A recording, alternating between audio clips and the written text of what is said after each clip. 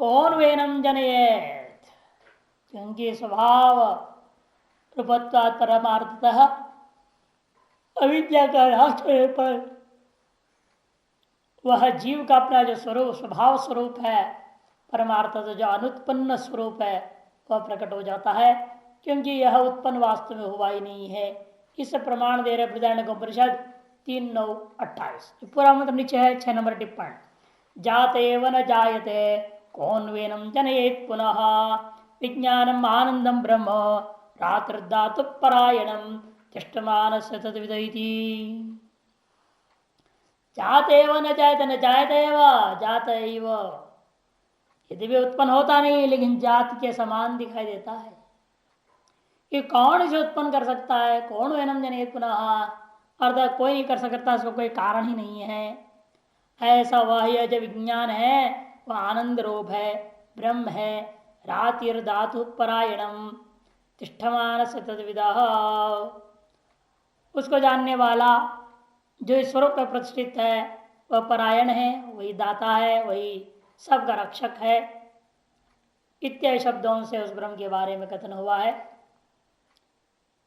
ये उसी प्रकार दृष्टांत समझा नहीं रज्ज्वाम अविद्या आरोपितम सर्पम पुनर्वेग तो नष्टम जनित कश्चित।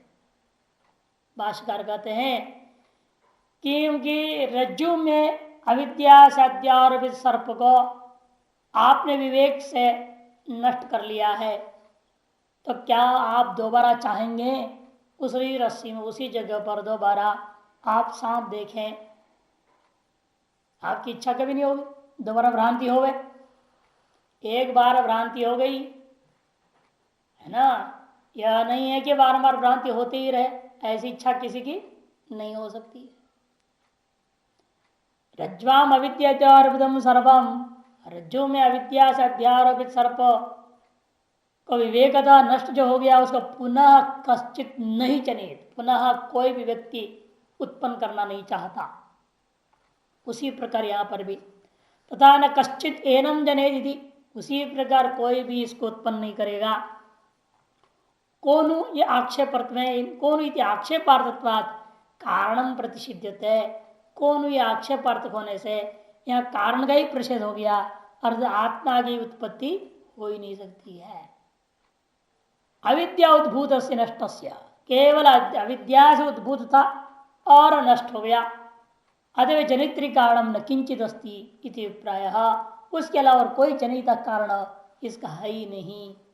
और जो इसलिए प्रातिभाषिक जो भाषित हो रहा था इसके कारणभूत है कब मान लिया अविद्या, वह अविद्या नष्ट हो गई तो फिर और उत्पन्न करने कोई न होने से यह दोबारा जीव भाव उत्पन्न नहीं होता। इसलिए कठोपनिषद का नायम कुतश्चित न बभूव कश्चित, कठोपनिषद 1:2-18 कहते या किसी कारण या किसी रूप में यह आत्मा उत्पन्न नहीं हुआ है, किसी भी कारण से उत्पन्न नहीं हुआ। अयम आत्मा कुछचित न बभुआ, किसी भी कारण से उत्पन्न नहीं हुआ है, न बभुआ कश्चित, और किसी रूप से भी उत्पन्न नहीं हुआ है। इस तरह से कठोपनिषद का मंत्र इसमें समर्थक उपोद्बलक मंत्र है। यह अविद्या के बिना स्वतः जन के अभाव को इस मंत्र सूचित कर रहे हैं। इसे उद्भूत जीव भाव जो था वह अविद्या की वजह से था और निवृत्त होने से वह अब दोबारा होगा नहीं। उसे जिस प्रकार से सर्प अविद्या से उद्भूत था, अविद्या नष्ट होने से दोबारा वह सर्प उत्पन्न नहीं होता। इतने ही नहीं और भी कारण है कि द्वैत वस्तु नहीं हो सकता। इतोपि द्वैत वस्तु न भवति इत्याह, इस कारण से भी द्वैत वस्तु नहीं है। इसके लिए आप बता रहे और भी श्रुतियां प्रमाण कि द्वैत का निषेध कर दिया। सएष नेति नेति व्याख्यातम निन्नुते यतः सर्वम अग्राह्य भावेन हेतुनाजम प्रकाशते,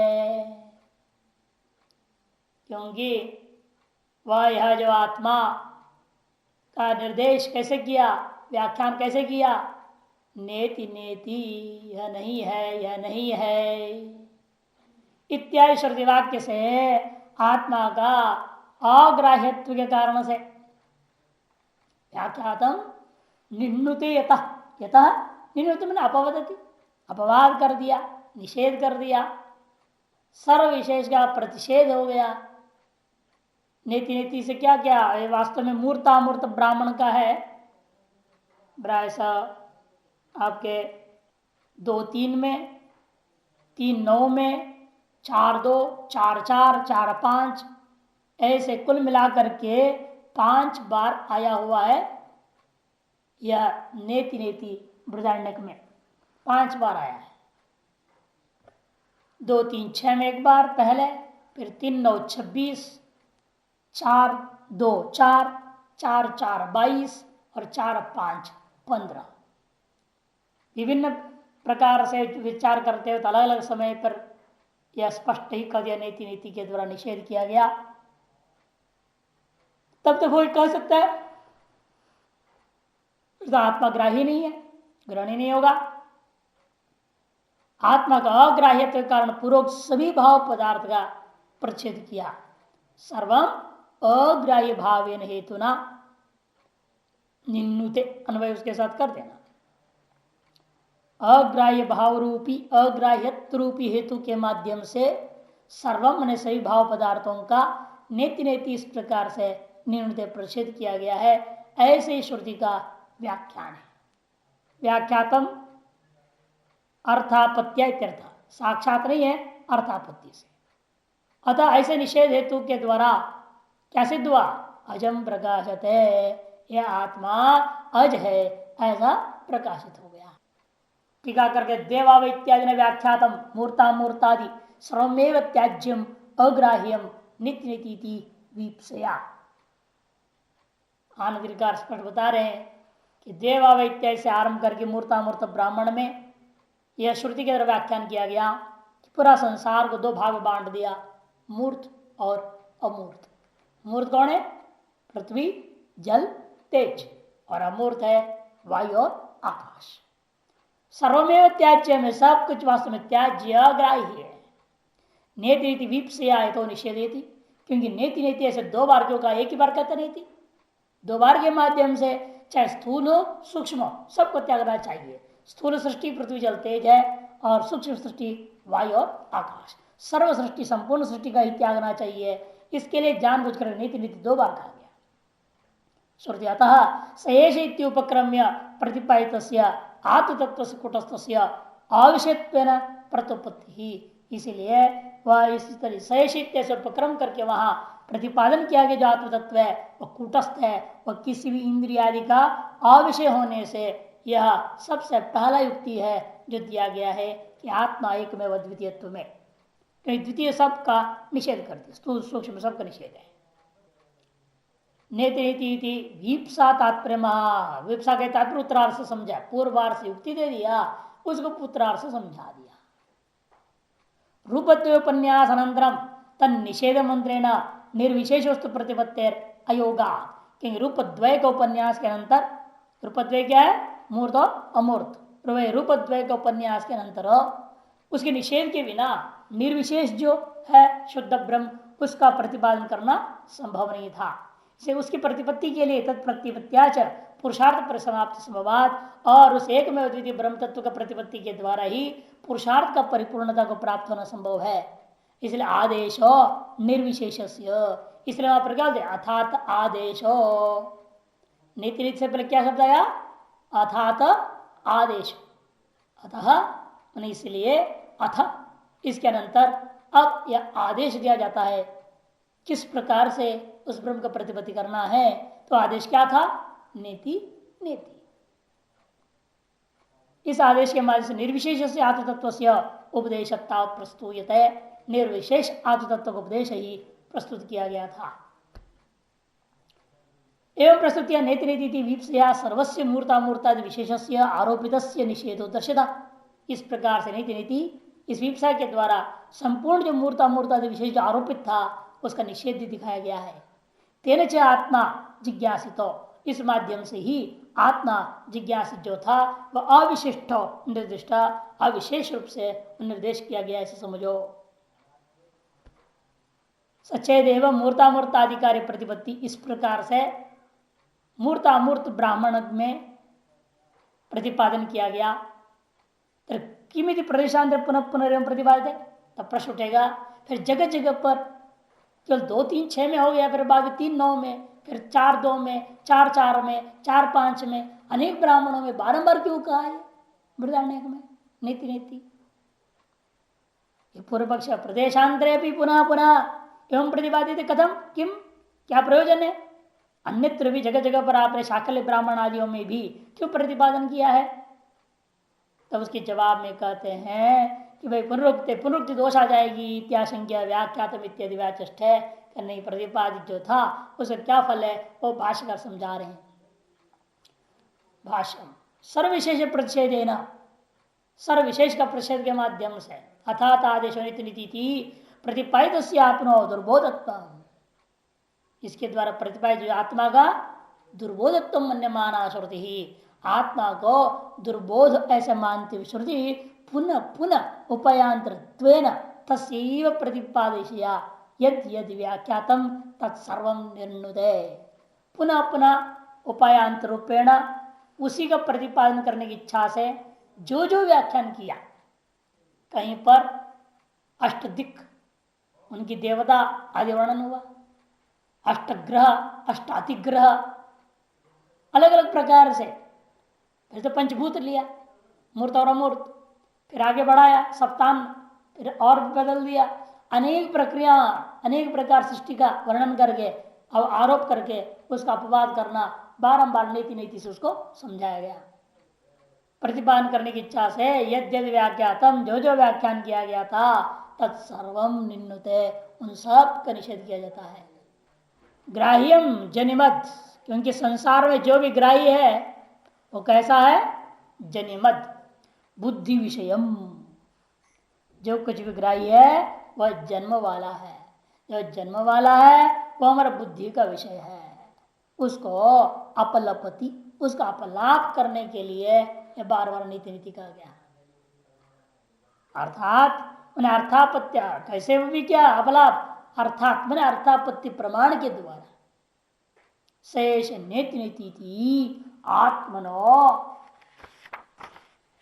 अदृश्यतां दर्शयन्ती श्रुति ही उपायस्य उपेयनिष्ठताम अजानता उपायत्वेन व्याख्यातस्य उपेयवद ग्राह्यता माभूत यदि अग्राह्य भावेन हेतुना कारण निनुते इत्यर्थ। अर्थापत्ति के द्वारा कैसे बात कही गई है वो समझा है, क्योंकि शेष नेति नेति इत्यादि मंत्र के द्वारा क्या किया गया है? आत्मा को अदृश्यताम दर्शयन्ती, आत्मा दृश्य कोटि में नहीं है, अदृश्य कोटि का है ऐसे दिखाती हुई श्रुति क्या कर रही है?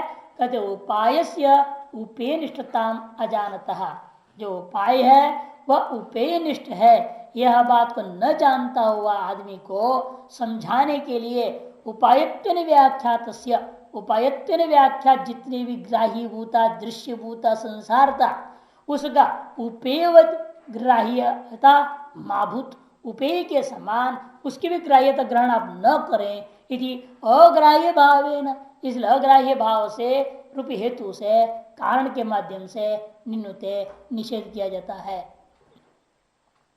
क्योंकि उपाय हमेशा उपेय का बोध करने के लिए है, इन उपाय का निषेध करने से आप उपेय का निषेध नहीं समझना, और उपाय में ग्राह्यत्व आ गया तो उपेय में भी ग्राह्यता आ गया ऐसे न समझे। ये तदर्थ ये सब करना पड़ा है। पंग प्रक्षालन न्याय आपाता, पूर्व पक्षी कहता है ऐसे बार बार क्यों करना, जैसे कोई बार बार कीचड़ में पैर डाले और बार बार धोवे, वैसे बार बार आप कर रहे सृष्टि फिर निषेध फिर सृष्टि फिर निषेध फिर सृष्टि फिर निषेध, क्या जरूरत है ऐसे करने की? ऐसे आशंका करने पर कहते हैं अग्राह्य भावेन, क्योंकि दिखाना चाहते हैं जितना भी ग्राह्य है वह जनिमद है, बुद्धि का विषय है, वह उपाय कोटि में, और उपाय कोटि में इनका जो है निषेध के माध्यम से, उनकी जो है निषेध में अग्राह्य भाव से हमें आत्मा का बोध कराना है। तो टीका में दूसरी पंक्ति समझा रहे इसी बात को, देवाव इत्यादि ना व्याख्यातस्य रूप प्रपंचस्य, देवाव इत्यादि शुरू करके ये रूपमा रूपात्मक जो प्रपंच है, नाम रूपात्मक जो प्रपंच है, ये संपूर्ण दृश्य है, इसका व्याख्यान किया। क्यों? अद्वितीय ब्रह्मात्म मात्र परिवसायता, वह समस्त विस्तारोपण सृष्टि का जो विचार है वह अद्वितीय ब्रह्मात्म मात्रता में ये संपूर्ण विचार का पर्यवसान है। इस बात को न समझने वाला, जिसको भाष्कर ने अजानता कहा ना, उसके उन्होंने क्या कह दिया? अप्रतिपद्यमान, उल्टा ग्रहण करता है। संपूर्ण सृष्टि वाक्य सृष्टि का ही प्रतिपादन करने में तात्पर्य समझने वाला मूर्ख आदमी है। ये सृष्टि वाक्य ब्रह्म का प्रतिपादन करने के लिए है, ऐसे न जानता हुआ न समझता हुआ जो आदमी है वह ब्रह्मवदेव उपायत्वेन विमतस्यापि, ब्रह्म के समान उसको उपायत्वेन अभिमतस्यापि प्रपंचस्य, उपायत्वेन अभिमत इस प्रपंच का वस्तुत्वेन ग्राह्यत्वाशंका, ब्रह्म के समान ये जगत भी पारमार्थिक सत्य वस्तु है। उपायत्वेन अभिमत इस प्रपंच को भी ब्रह्म के समान वस्तुत्वेन ग्राह्यत्वाशंका माभूत, ब्रह्म के समान इसको भी वस्तुत्व आप ग्रहण न करें, या सा महाभूत इति अशेष विशेष राहित्येन अद्वितीय ब्रह्म स्वरूप निर्धारणार्थम आरोपितम प्रपंचम प्रतिषेधति श्रुतिरित्यर्थः। इसलिए अशेष विशेष की रहित अद्वितीय ब्रह्म का स्वरूप निर्धारण करने के लिए आरोपित समस्त प्रपंच का प्रतिषेध करने के लिए श्रुति नेति नेति कही है। क्यों? क्योंकि उपाय से कल्पित वस्तुत्व भावात, क्योंकि जो उपाय भूता प्रपंच है जिसके द्वारा हम ब्रह्म को अनुभव करना चाह रहे हैं वह प्रपंच वस्तुत्व उसमें नहीं है। उपेय से सद एक रूपत्वाद, सदा एक रूपत्वाद, क्योंकि उपेय भूता जो ब्रह्म है वह सदा एक रूप है। कथम तथाविध वस्तु प्रतिपत्ति, इसलिए तथाविध वस्तु की प्रतिपत्ति कैसी होगी? इत्याशंक्य अजम इत्यादि ना, तब चौथा पाद में कह दिया वो अजम प्रकाशते। इस प्रकार ने अवतरण का दिया ततश्च इत्यादि भाष्य के लिए। भाष्य में ततश्च एवं उपाय से उपेनिष्ठता एवं जानता, अब जो उपाय को उपेनिष्ठता को न जानने वाला उल्टा ग्रहण कर सकता था, उसे निवारण करने की नीति नीति कर दिया। और जो व्यक्ति समझता है कि ये सारा जो सृष्टि का वर्णन है वो उपाय है, और ये उपायों के द्वारा हमें जानना किसको है? उपेय ब्रह्म को। ऐसे उपेय निष्ठता ही इस समस्त उपाय श्रुति वाक्यों का है। ऐसे जानता हुआ व्यक्ति जानता उपेय से नित्य रूपत्वमिति, कैसे जान रहा है वो? उपेयुता ब्रह्म वो नित्य है और एक रूप वाला है इति तस्य सबाह्याभ्यंतरम अजम आत्मतत्व प्रकाशते स्वयं, उसके प्रति श्रुतियां, श्रुतियों की सहायता से जब चिंतन करेगा तो क्या होता है? उसके प्रति यह श्रुतियां वह बाह्याभ्यंतर अज आत्मतत्व स्वयमेव प्रकाशते, किसी के माध्यम से नहीं, क्योंकि साक्षात अपरोक्ष ब्रह्म है, ये कोई साधन की जरूरत नहीं, इसे स्वयमेव प्रकाशते, स्वयं ही प्रकाशित होता है। नंदगिरिकार इसको व्याख्या करते हुए कह रहे हैं समारोपित सर्वस्व निषेधादेव, समारोपित संपूर्ण का निषेध होने से स्वातंत्र वस्तुत्व भाव निश्चयात, स्वातंत्र रूपेण इनमें वस्तुत्व का अभाव का ही निश्चय हो गया। आरोपित सर्पाधिष्ठान तरीके न असत्वत, जैसे आरोपित सर्पादि है वह अधिष्ठान रज्जु से भिन्न, उनका कोई सत्व नहीं होता।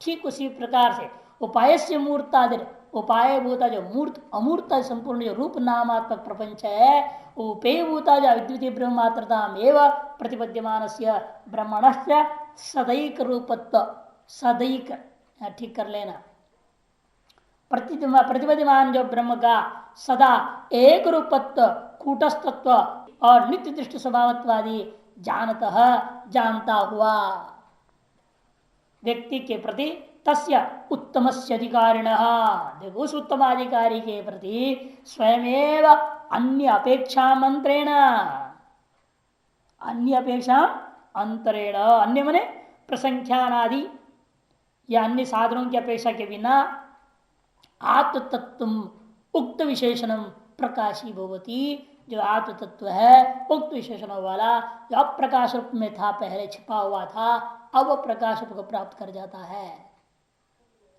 आत्म तत्व अजम अद्वितीय परमार्थ भूतम, यह आपने सिद्ध कर दिया कि आत्म तत्व अज है, अद्वितीय है, परमार्थ स्वरूप है।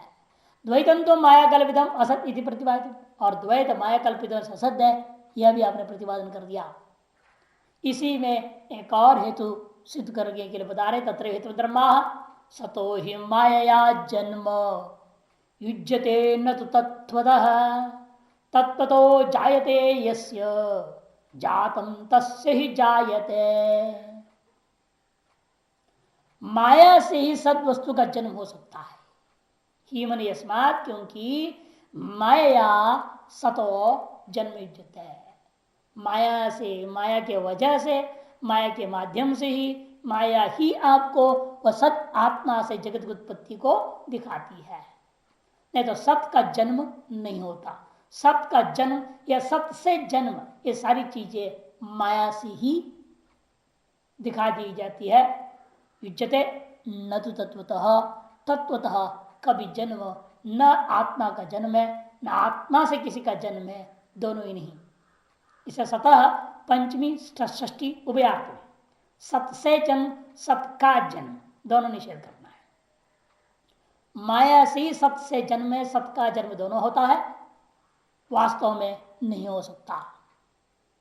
और जिन लोगों के मत में सत वस्तु का भी जन्म मान लिया गया, तत्व तो चाहते ही ऐसे, जिन लोगों के मत में सद वस्तु का भी जन्म तात्विक होता है ऐसा मान लिया जाता है, उसके मतानुसार भी उत्पत्तिशील का जन्म होता है। जातम तस्य जयते, जिसका स्वभाव उत्पत्ति है उसी की ही उत्पत्ति मानी जा सकती है, जन्म होता है। परमार्थ सत्य तो अजन्मा अद्वैत तत्व का ही, क्योंकि पारमार्थता सत्य जो अजन्मा है, अद्वैत तत्व है, उसका कभी जन्म नहीं हो सकता। जातम तस्य जाते, जो जातम यहां भाव में कहता है, उत्पत्ति स्वभाव वाला जो वस्तु है वही उत्पन्न हुआ करता है। क्योंकि है ना, वहां पर नाभव विद्यते सतः, अभाव सत से नहीं हो सकता और असत से कभी सत की उत्पत्ति, भाव की उत्पत्ति नहीं हो सकती। न भाव विद्यते असत, इसलिए यहां पर भी उन सब स्मृति के आधार है, श्रुति स्मृति आधार पर एक कारिका है कि जो आत्म तत्व है सदा सत एक रूप है, इसे उसका माया के द्वारा ही जगदाकारण जन्म युक्तम। देखो आनगिरी अंतिम पंक्ति, यदि आत्म तत्व सदा सदैक रूपम, सदा सत और एक रूप है, तस्य माया जगदाकारण जन्म युक्तम, उसका माया के द्वारा ही जगदाकार से जन्म माना जाता है। माया दुर्निरूपार्थ समर्थन पटीयस्त्वात् परमार्थतस्तु एक रूपम अनेक रूपतया नोत्पत्तम पारयति विरोधात्। और माया दुर्निरूपार्थ समर्थन पटीयस्त्वात्, और माया कैसी है, कहते भाई सत्वादि के रूप से वो निर्वचन उसका भी नहीं कर सकते। दुर्निरूप अर्थ समर्थन पटीयस्त्वात्, ऐसे अर्थों को भी दिखाने में सामर्थ्य कुशल है यह माया। उस माया का निरूपण नहीं कर सकते, लेकिन वह सकल पदार्थों को दिखाने में अत्यंत समर्थ और कुशल है। अघटित घटना पटीय से माया कह दिया गया। इसलिए परमार्थस्तु एक रूपम अनेक रूपत्या नोत्पत्तुम पारेति, परमार्थता एक रूप होने से आत्मा को अनेक रूप में उत्पन्न करना किसी की भी संभव नहीं है, क्योंकि वह विरोध हो जाएगा। व्याघात दोष, एक होता हुआ अनेक कैसे होगा, परस्पर विरुद्ध बात। और यस्य वादिन मते ब्रह्म परमार्थ तो जगदात्मना जायते, और जिनकी वादियों के मत में यह आत्मा जो ब्रह्म है वही वास्तव में जगत रूपेण पैदा हो गया मान लेते हैं। तस्य जस्य जायमान प्रतिज्ञाया, वो अज होता हुआ जायमान है, ऐसी जो प्रतिज्ञा है से व्याहतत्वात्, वह तो व्याघात दोष है। अतएव जात से जायमान अनवस्था, और उत्पन्न की पुनरुत्पत्ति पुनरुत्पत्ति पुनरुत्पत्ति ऐसे कहते जाओगे तो फिर अनवस्था दोष हो जाएगा। इसे उनके मत में तो असंभव ही है जगत उत्पत्ति। अद्वैतम आवेदयंत्या द्वैत निषेधक श्रुतिया, इसलिए अद्वैत को ही प्रतिपादन करने के लिए आई हुई द्वैत को निषेध करने वाली श्रुति के द्वारा दृश्यत्व जड़त्व युक्ति को लेकर के तथा विदया निर्धारितम अर्थम सब एक में द्वितीय आत्मा ही है, ऐसा निर्धारित पदार्थ को ही श्लोकाक्षर कथनार्थ द्वारा भाष्यकार भी अनुवाद कर कथन करते हैं। एवं इत्येष भाष्यम एवं ही श्रुति वाक्य शतै ही सबायाभ्यंतरम अजम आत्मतत्व अद्वयम न तत्वन्य स्थिति निश्चितम तत्। क्योंकि सैकड़ों श्रुति वाक्यों के द्वारा, श्रुति वाक्य शतै ही सैकड़ों श्रुति वाक्यों के द्वारा बाह्याभ्यंतर अजरूपा व आत्म तत्व को अद्वैत रूपेण कथन किया और न ततो अन्य दस्ती, उससे भिन्न वस्तु वास्तव कुछ है ही नहीं इति निश्चित में तत्। यह बात सैकड़ों श्रुति वाक्यों के द्वारा हम निश्चय कर चुके हैं। युक्तिया च अधुना एतद् पुनर्निर्धार्यते इत्याह। पहले युक्ति से पहले श्रुति से सिद्ध किया, फिर युक्ति लाया, फिर श्रुति, फिर युक्ति, और फिर अब दोबारा श्रुति के अनंतर युक्ति सिद्ध कर रहे। कि ये श्रुति कौन सी थी? बृहदारण्यक श्रुति पर सिद्ध किया नीति नीति के आधार पर। पूर्व कारिका और दो कारिकाओं से आपने नीति नीति के द्वारा सिद्ध किया, इसीलिए अब हम क्या करेंगे, दोबारा नीति नीति श्रुति से सिद्ध पदार्थ के लिए युक्ति भी उपस्थित करा दे रहे हैं इस कारिका से। युक्तिया चाधुना एतदेव पुनर्निर्धारित इत्याह। तत्र तत्स्यात् सदा अग्राह्यमेव चेत। वहां पर यह आशंका पूर्व पक्ष करना चाह रहा है। पूर्वार्ध पर क्या कहना चाहता है? यदि वह आत्मा सदा अग्राही है फिर तो असत्य ही है ना। जैसे खपुष्प सदाग्राही है, शशृंग सदाग्राही है, वंद्यापुत्र सदाग्राही है, उसे आत्मा भी सदाग्राही है, फिर आत्मा भी वंद्यापुत्र खपुष्प शशृंग आदि के समान अत्यंत असत्य है, ऐसा पूर्व पक्षी कहता है। वही तत्र आपके कथनानुसार न लगता है सदा अग्राही होने से यह आत्म तत्व असदैव इति तन्न, ऐसा नहीं कहना। क्यों? यदि वास्तव में आत्मा अत्यंत शुद्ध होता उस पर यह कार्य का ग्रहण कैसे होता? यदि पर्दा ही नहीं है तो चित्र कहां से दिखेंगे आप? और चित्र दिखाई दे रहा है का मतलब कोई ना कोई पर्दा जरूर मानना होगा, और पर्दे का नाम ही आत्मा है जिस पर यह जगत रूप चित्र दिखाई दे रहा है। कार्य ग्रहणार्थ हेतु दे दिया। कार्य ग्रहणार्थ कार्यलिंग के अनुमान से आत्म तत्व को कारणत्वेन, वो भी अधिष्ठान रूपी कारणत्वेन हम निश्चय कर सकते हैं। इसलिए शशिविषाण आदि के समान यह अत्यंत अप्रामाणिक नहीं है, यह प्रमाणाभाव युक्त है ऐसा, और प्रमाणाभाव होने से प्रमेय भी नहीं है ऐसा आप नहीं कह सकते। उसका सत्व निर्णय किया सकता है, असत्व की आशंका नहीं होगी। उसको समझा रहे दृष्टांत से, यथा सतो मायाविनो, विद्यमान मायावी से ही क्या होता है? माया जन्म कार्य, विद्यमान मायावी के द्वारा अपनी ही माया से अनेक प्रकार वस्तुओं का जन्म विशिष्ट कार्य को दिखा दिया जाता है। क्या मायावी नहीं है क्या? मरा मायावी से कोई भी माया अपनी वस्तु को उत्पन्न कर दिखाया नहीं जा सकता। जिंदा जो मायावी खड़ा हो और होश में हो, स्वस्थ हो, सब तरीके से वही अपनी माया से विभिन्न प्रकार वस्तु बना के दिखा सकता है। मन विद्यमान मायावी ही अपनी माया से जिस प्रकार वस्तु को उत्पन्न करके दिखाता है, उसी प्रकार विद्यमान आत्मा से ही माया क्या करेगी? अनेक प्रकार जगत दिखाएगी से मानना पड़ेगा। एवं जगतो जन्म कार्यम गृह्यमाणम मायाविनम इव परमार्थ संतम आत्मानं जगत जन्म मायास्पदम अवगमयति। इसी प्रकार से जगत का जन्म रूपा जो कार्य, जन्म रूपा कार्य मायावी प्रदर्शित वस्तु के समान है। गृह्यमाणम जो सब ग्रहित हो रहा है, और मायाविनम इव माने मायावी के द्वारा दर्शित, अपनी माया से दर्शित वस्तुओं के समान यह जगत का जन्म आदि, जन्म स्थिति लय रूपा जो कार्य है वह भी परमार्थ संतम आत्मान, परमार्थ रूपेण विद्यमान जो आत्मा, उसी आत्मा का से जगत जन्म मायास्पदम अवगमयति, जगत का जन्म माया आश्रित होकर के मालूम होता है। क्योंकि मायावी का परिणाम ही नहीं, मायावी तो वैसे का वैसा है ना, मायावी तो वैसे का वैसा रहता है। उसकी माया से सारा जन्म होते रहता है, जब उसकी ही माया से उत्पन्न होकर उसी के माया में आसक्त है, उसी के माया में लय भी हो जाता है, इसलिए वो वैसे का वैसे रह जाता है। उसी पर आत्मा में और आत्मा से आत्मा का ही जन्मादि के रूपेण कौन दिखा रहा है, माया दिखाती है। और सब कहाँ रहते हैं, माया में ही रहते हैं। और कहाँ लय हो जाएंगे, माया में ही लय हो जाएंगे। ये मत हम अनुमान दे रहे हैं। देखो अनुग्रही नीचे से तीसरी पंक्ति, सप्तधिष्ठान कार्यत्वात् संप्रतिबलवत्। पक्ष बना लो विमतम, क्या होगा, जगत। ये जो विवाद उसमें जगत कैसा है, किसी न किसी सद अधिष्ठान वाला है, ये साध्य। ये मतम, ये पक्ष है, उस पक्ष में आपने साध्य क्या बना दिया, सद अधिष्ठान।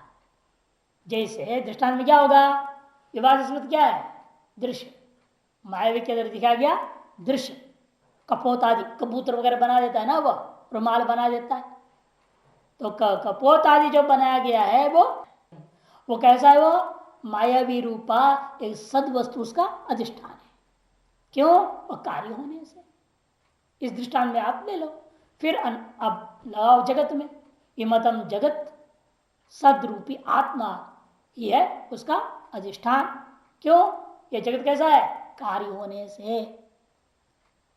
संप्रतिबंध दृष्टांत उभयमस्कृत, मायावी का दृश्य के समान, माया निर्मित वस्तु के समान, मायावी के प्रदर्शित व निर्मित वस्तु के समान, ऐसा अनुमान यहां प्रस्तुत हुआ। यस्मात् सतो ही विद्यमानात्, अब कारिका में जा रहे भाष्यकार, ही मने यस्मात्, सतः मने विद्यमानात्, सतः शब्द कर दे विद्यमानात्, क्योंकि जो विद्यमान कारणात्, विद्यमान कारण से ही माया निर्मित हस्त्यादि कार्य इव, जैसे मायावी जो विद्यमान कारण है वो क्या करता है, उसी के अंदर विद्यमान माया से निर्मित हाथी घोड़ा आदि कार्यों के समान समझो। जगत जन्म युजते, जगत का जन्म कथन होता है न असत कारणात्, असत कारणों से कभी उत्पन्न नहीं हो सकता। सत माने विद्यमान कारण से ही कार्य उत्पन्न होता हुआ देखने को मिलता है, अविद्यमान कारण से कभी कोई कार्य उत्पन्न होता हुआ देखने को नहीं मिलता। जैसे मायावी का विद्यमानता अवस्था में ही, और वो भी विद्यमान हो तो उसके माया भी उसके पास होना चाहिए, कहने के लिए मायावी होने से नहीं होगा ना। जैसे आ गया मायावी का बेटा भी मायावी कह दिया जाएगा, पंडित का बेटा पंडित लेना आता जाए तो कुछ नहीं, ऐसा नहीं। मायावी हो और उसके पास माया शक्ति भी हो, तो वही मायावी विद्यमान मायावी अपने में विद्यमान माया शक्ति से, दोनों विद्यमान होना चाहिए। मायावी भी विद्यमान हो और उसमें माया शक्ति विद्यमान हो, तब उस माया शक्ति से वह जिस प्रकार वस्तुओं को निर्माण करके दर्शाता है, उसी प्रकार से विद्यमान आत्मा से विद्यमान उस आत्मा में विद्यमान जो माया के द्वारा यह सारा जगत व जन्म कार्य दिखाया जाता है। न तो तत्वतः, कारिका में ना, न तो तत्वतः एव आत्मनो जन्म युज्यते, अतः तत्वतः ही आत्मा से जन्म या आत्मा का जन्म दोनों ही बात नहीं हो सकता, युक्त नहीं है। अथवा पूर्वार्ध की दूसरे ढंग से व्याख्या कर रहे हैं, अथवा सतो मैंने विद्यमान से वस्तुनो रज्ज्वादे सर्पादिवत माया जन्म युज्यते, अतः विद्यमान जो वस्तु कौन, रज्जुवादि अधिष्ठान का ही सर्पादि के समान माया के द्वारा जन्म युक्त समझो। और रज्जु अधिष्ठान में क्या है, अविद्या है, वो अविद्या से सर्प उत्पन्न हुआ। शक्ति रूप अधिष्ठान का आवरणीभूत अविद्या से रजत उत्पन्न हुआ, उस आत्मा का आवरणभूत जो माया उसी से ही जगत उत्पन्न हुआ। न तो तत्व तो यथा तथा अग्राह्य सतएव आत्मा, जिस प्रकार से यह है उसी प्रकार से अग्राह्यस्यापि, क्योंकि रज्जु गृहित नहीं हुआ ना, अग्राह्य रज्जु, रज्जु ही क्या हो गया, सर्पाकार ने दिखाई दिया। इसे अग्राह्य है आत्मा इस समय हम लोगों को, तो वही आत्मा हमें जगत रूप में दिख रहा है।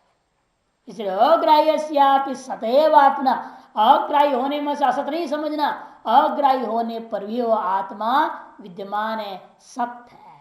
सत एव आत्मनो रज्जु सर्पवत जगद रूपेण माया जन्म, जिसे रज्जु सर्प के समान जगद रूपेण माया से उसका जन्म युक्त युक्त समझना चाहिए। वे कह रहे हैं 1 नंबर टिप्पण, जैसे पूर्व में है वैसे यहां भी लेने के लिए कह रहे हैं। 2 विभक्ति अर्थ लेना पड़ेगा। अत्रापि विभक्ति द्वयम व्याख्यम पंचमी पक्षी के दृष्टान्ते निजर्त गर्भम क्रियापदमित्यवधेयम।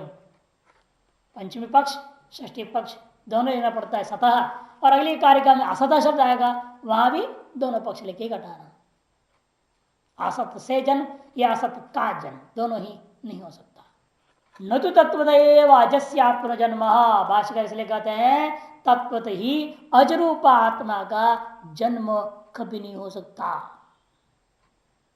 आनंदगिरी स्पष्ट कर रहे हैं दूसरे पंक्ति, यथा रज्जो सर्पधाराद्याकरण माया कृतन जन्म, रज्जु का सर्प धारा इत्यादि आकरण जो जन्म है वो मायाकृत जन्म है। तथैव अग्राह्य से भी उसी प्रकार से अग्राह्य होने के बावजूद भी सदरूप से आत्मतत्व से सदरूप आत्मतत्व का ही जगदात्मना जन्म माया प्रयुक्तम, जगद रूपेण जन्म माया प्रयुक्त ऐसा समझो। क्योंकि जन्म रहित वस्तु जन्म व्याघात, जन्म रहित वस्तु का वास्तविक जन्म मानना व्याघात हो जाएगा। माइकम जन्म न तात्विकम, इसलिए माइक जन्म होने हैं तात्विक नहीं है। इससे क्या निष्कर्ष फायदा हुआ, तब उसको कथन करने जा रहे हैं। यस्य पुनः परमार्थ सद अजम आत्मतत्व जगत रूपेण जायते वादिनो, और जिन वादियों के मत, यस्य वादिनो मते, जिन वादियों के मत में जो पारमार्थिक है, सत्य है, आज भी है, ऐसा बोलते हैं वो लोग आत्मा को, और फिर भी वो आत्मा ही जगत रूपेण परिणाम हो गया मान लेते हैं। ब्रह्म का परिणामवाद है ना, रामानुजाचार्य ये तो लिया, ब्रह्म का ही परिणाम हो गया जगत, ऐसा मानते हैं। दूध जैसे दही हो गया, ब्रह्म जगत हो गया, ऐसे लोगों को ले रहे। यदि भी वो तो बाद में हुए, इससे पहले भी ऐसे चर्चा वाले थे लोग, इसलिए कार्यकार कर इस बात को भाई, जो जिन लोगों के मत में परमार्थ सत्य अज होता हुआ भी जो आत्मा है वह जगद रूपेण उत्पन्न होता है मानते हैं, नहीं तस्याजम जयति शक्यम वक्तुम, लेकिन उनके मत में ऐसा कथन करना उचित नहीं होता, क्योंकि अज है और उसका जन्म भी हो, यह नहीं हो सकता। क्यों? विरोधात, क्योंकि परस्पर विरुद्ध बात है, अज हो और उसका जन्म भी हो। तथा तस्य अर्थात जातम जायता, इसलिए इसका तात्पर्य उनके मत में अर्थतः सिद्ध हुआ, उत्पन्न की ही उत्पत्ति कथन कर रहे हैं आप, उत्पन्न की ही पुनः उत्पत्ति की कथन कर रहे हैं। इति आपन्न जातम एवं जायते इति आपन्न, ततश्च अनवस्था जाता जायमानत्वेन, फिर तो अनवस्था दोष होगी, जो किसी कारण से उत्पन्न हुआ था उससे यह उत्पन्न हुआ, और इससे फिर दूसरा, दूसरे से तीसरा, लेकिन ये तो धारा चलती रहेगी, कार्य कारण भाव का धारा चलता रहेगा, कोई अंत न आदि न अंत पकड़ में आएगा, फिर तो भाई अनवस्था दोष से ग्रस्त हो जाएगा। जन्म संपत्ति ऊर्ध्वम इतियावत, जन्म की संपत्ति के ऊर्ध्व में भी और जन्म संपत्ति के पूर्व का भी कारण कारण कारण ढूंढते जाओ, वो किससे जन्म हुआ, उसका जन्म किससे, उसका जन्म किससे हुआ, है ना। हम लोगों को भी यही समस्या होती है ना, याद तो रहेगा नहीं। अरे आप मान लीजिए अपने आप को वशिष्ठ गोत्र उत्पन्न है, अरे वशिष्ठ ऋषि कब पैदा हुए, उससे जो उनका बेटा कौन, उनका नाम मालूम है, उनका बेटा, उनका बेटा, उनका बेटा, उनका बेटा, उनका बेटा, कितने लाखों हो गए हैं तब आप पैदा हुए हो। सबका नाम याद रहता है क्या? नहीं रहता। अभी 7 गिनाने को कहेंगे तो 7 नहीं गिना पाते, है ना। पिताजी का नाम याद है, कईयों को दादा का नाम भी पता नहीं, दादा का नाम भी बता देंगे, फिर परदादा का नाम बहुत लोगों को मालूम ही नहीं रहता, और 7 पीढ़ी पूरा कैसे गिनाएंगे। तब क्या है, पिंडदान आदमी क्या है, प्रपितामह, पितामह, प्रपितामह, परा प्रपितामह, ऐसे विशेषणों से परम प्रपितामह ऐसे सब प्रयोग कर देते हैं। जो भी रहे हो, हम नाम जानते नहीं, उनको हमने दे दिया, ऐसे कहना पड़ता है। तो ये जो परंपरा है उसको यदि उत्पन्न से उत्पन्न मानेंगे आप, वो किस उत्पन्न हुआ, वो किससे उत्पन्न हुआ, अनवस्था होगी वहां पर। फिर आगे में भी इससे वो उत्पन्न होगा, फिर उससे वो उत्पन्न, और आगे आगे दोनों तरफ अनवस्था दोषग्रस्त है।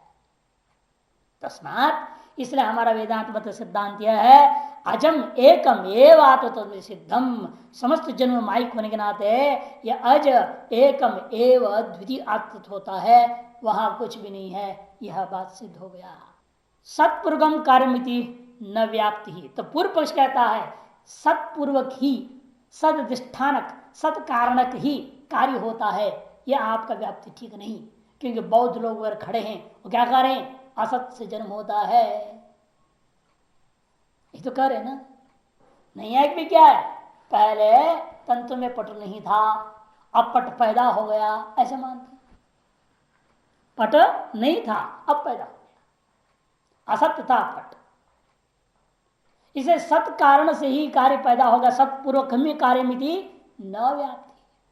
असत्यवादी भी असत सज्जन्म अभिगमात, कि असत्यवादियों के द्वारा असत से भी सत का जन्म का कथन किया है, स्वीकार किया गया है। ऐसे आशंका करने पर जवाब में कार्य आरंभ हुआ, असतो माया जन्म तत्वतो नैव युज्यते वंध्या पुत्र न तत्वेन माया वापि जायते।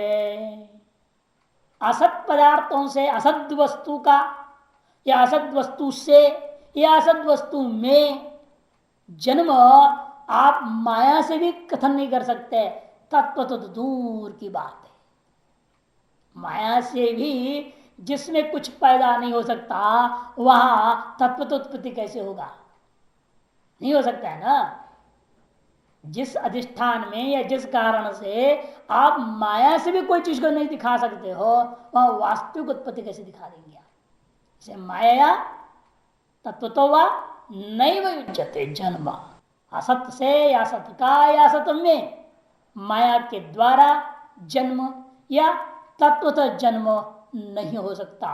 उसी प्रकार जिस प्रकार से वंध्या स्त्री से वंध्या पुत्र का न माया से पैदा किया जा सकता है, न तत्वतः उत्पन्न होता है।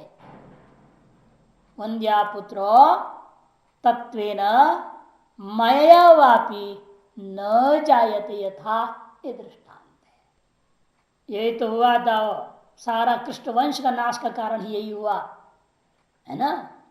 असत था ना कारण, वो पुरुष लोगों ने स्त्री का वेश पहन के गर्भिणी का कपड़ा सब पेट लंबा चौड़ा बना करके चले गए, तो असत था वो गर्भ, असत गर्भ से पुत्र कहां से पैदा होगा। उसी से यादवंश कृष्णवंश का ही नाश का ही बात है, वो उसी से तो मूसल निकला ना, एक मूसल निकला, वही चूर्ण बना फेंक दिया गया था, वही घास बना, इरिका नाम का घास तलवार, उसे आपस में मार डाले सभी ने। यदुवंश का ही कहानी। वंद्या पुत्र तत्व न माया वापी जायते। भाष्यम तत्व तो अतत्व तो वह नासत सदा कारण जन्म इत्यर्थः। जगानगिरी पहले बता रहे हैं कि तत्वता भी नहीं हो सकता, अतत्व भी नहीं हो सकता। माया का मतलब अतत्व भी, असत से कोई कार्य की उत्पत्ति नहीं हो सकती, सदा कारण कार्य उत्पन्न नहीं हो सकता। भाष्यकार असतवादी नाम, असतवादियों के जो सिद्धांत है, असत मने अभावस्य, अभाव का ही माया तत्व तो वह न कथंचन जन्म युज्यते, उनके मत के अनुसार जो था अभाव से उत्पत्ति, वह हमारा कहना है माया से या अतात्विक रूपेण या तात्विक रूपेण किसी भी प्रकार से भी जन्म हो नहीं सकता। क्यों? अदृष्टत्वात्, ऐसे संसार में कहीं भी कोई दृष्टांत आपको नहीं मिलेगा, कहीं देखने को नहीं मिलता कि निस्वरूप वाले से स्वरूपोत्पत्ति कहां से होगा। क्यों? इसका कोई स्वरूप ही नहीं है, इसे तत्वतः वहां से कोई कार्य कारण उत्पत्ति नहीं कहा जा सकता। नहीं वंध्या पुत्र माया तत्वतवा जायते, कि वंध्या से, वंध्या का पुत्र रूपेण माया से या तत्वतः उत्पत्ति नहीं होती। तस्मात् अत्र असद्वादो दूरत एव अनुपन्ना, इसलिए असद्वाद दूरत ही अनुपन्न हो गया, ऐसा समझो। असत से कार्य उत्पन्न होता है, ऐसा जो आपका कहना है वह उचित नहीं होगा। सद्वादो माया संभवती, इसे माया के माध्यम से सद्वाद ही संभव है, असतवाद संभव नहीं है। कार्य कारण निरूपण संभव नहीं है। कार्य कारण भाव का निरूपण करना असतवाद में बिल्कुल संभव नहीं है। सत तत्व से माया जन्म, सत तत्व का ही असत तत्व से ही और सत तत्व में ही माया के द्वारा किसी वस्तु का जन्म हो सकता है। इसका प्रमाण क्या है? आपका अपना स्वप्न ही प्रमाण है। इसके लिए अगला कार्यकार बोल रहा है, यथा स्वप्ने द्वयाभासम स्पंदते माया मनः तथा जागृत द्वयाभासम स्पंदते माया मनः। सारा मन का खेल मने व कारणम बंध मोक्ष हो, इसलिए कहा गया बंधन और मोक्ष का कारण कौन है? मन ही है। यथा स्वप्ने द्वयाभासम, जैसे स्वप्न अवस्था में क्या हो रहा है? माया के द्वारा ही आपकी अपनी वासना, अभी कैसी थी वासना? कहाँ थी वो? अविद्या में पड़ी हुई थी। अविद्या में विद्यमान वासनाओं को लेकर अविद्या की सहायता से ही, माया की सहायता से ही आपका मन वह सारा संसार बनाकर व्यवहार करता है। स्पंदते का अर्थ क्या? टिप्पणकार स्पष्ट कहते परिणमनम प्रतीतिर्वा स्पंदनम, सब अविद्या का परिणाम है और उसकी प्रतीति भी हो रही है। माया के द्वारा ही मन ग्राह्य ग्राहक रूपेण, द्वयाभास में द्वैत क्या है? वहां पर ग्राही और ग्राहक दो चीज होती है। वहां भी अनेकों लोग होते हैं ना ग्रहण करने वाले, और अनेक ग्राही वस्तु है। ग्राह्य ग्राहक भेदात्मक जगत को आप वहां पर प्रकाशन कर लेते हैं। इसको कहते द्वयाभासम। ग्राह्य ग्राहक रूपेण द्वय आकार द्वय रूपेण आभासते आभासम। माया स्पंदते, माया के द्वारा ही वह प्रतीति हो रही है, माया के द्वारा ही परिणाम हो रहा है, यह मन के माध्यम से। ठीक उसी प्रकार से मन ही माध्यम यहां पर भी है, द्वैताभास रूप से स्फुरित होता है। वैसे जागृत काल में भी, जागृत द्वयाभासम, जागृत काल में भी यह मन ही माया से नाना रूपों में स्फुरित होता हुआ ग्राह्य ग्राहक भेद रूपेण परिणाम को प्राप्त होती हुई माया को प्रकाशन करता हुआ अनुभव करता है। भाष्यम कथम पुनः सतो माये जन्म इत्युच्यते, सत से ही और सत का ही माया के द्वारा जन्म होता है, ये आपने किस प्रकार कह दिया? कोई दृष्टांत समझा? कहते अरे रज्जु में तो समझाया था। कहते जीवन तो आपका खुद के स्वप्न भी देख लो। यथा रज्ज्वा विकल्पित सर्प रज्जु रूपेण अवेक्षमाण सन एवं मन परमार्थ विज्ञप्ति आत्मरूपेण अवेक्षमाणम तत् सद ग्राह्य ग्राहक रूपेण द्वयाभासं स्पृशते स्वप्ने माया रज्ज्वाम इव सर्प। रज्जु में विकल्पित सर्प कैसा है? कैसा हो गया विकल्पित? क्योंकि वास्तव में आप रज्जु रूपेण आप नहीं देख रहे। रज्जु का स्वरूप अनुभव में आ जाए फिर सब दिखेगा क्या? सर रज्जु रूपेण अवेक्षमाण सन, ऐसा होते हुए ही आप रज्जु में सर्प रूपी विकल्प को देखते हो। एवं इसी प्रकार से मन ने क्या किया? जो परमार्थ विज्ञप्ति रूप आत्मा है उस आत्म रूपेण अपने अनुभव नहीं किया। अवेक्षमाणम सत, ऐसा होते हुए आपने इसीलिए ग्राह्य ग्राहक रूपेण द्वयाभासं स्पंदते, ग्राह्य ग्राहक रूपेण द्वैताभास स्पंदित हुआ स्वप्न में। यदि वह आत्मा ग्रहण हो जाए तो ग्राह्य ग्राहक भेद नहीं रहेगा। माया रज्ज्वाम इव सर्प, रज्जु में सर्प विद्या से हुई, वैसे माया के द्वारा अपने आत्म स्वरूप में जो अगृहित रहा तो वहां मन ने माया की सहायता से ग्राह्य ग्राहक भाव को देखता है। तथा ठीक उसी प्रकार से तद्वदेव मायाधीन होकर के मनस्पंदनम अवस्तुभूत जागृत वस्तु, जागृत ग्राह्य ग्राहक भाव भेद। जागृत मन जागृत स्पंदते माया मन स्पंदते इव इत्यर्थ। माया की सहायता से मैंने माया के अधीन होकर मन ही स्पंदन को प्राप्त हुए के समान है। इव भाष्यकार ने जोड़ दिया इव इत्यर्थ। मन स्पंदनम अवस्तुभूतम द्योतयितुम इव। आंतरिकार कहते हैं वास्तव में अवस्तु है ये, यह बताने के लिए भाष्यकार ने इव शब्द का प्रयोग किया है। इत्युक्तम।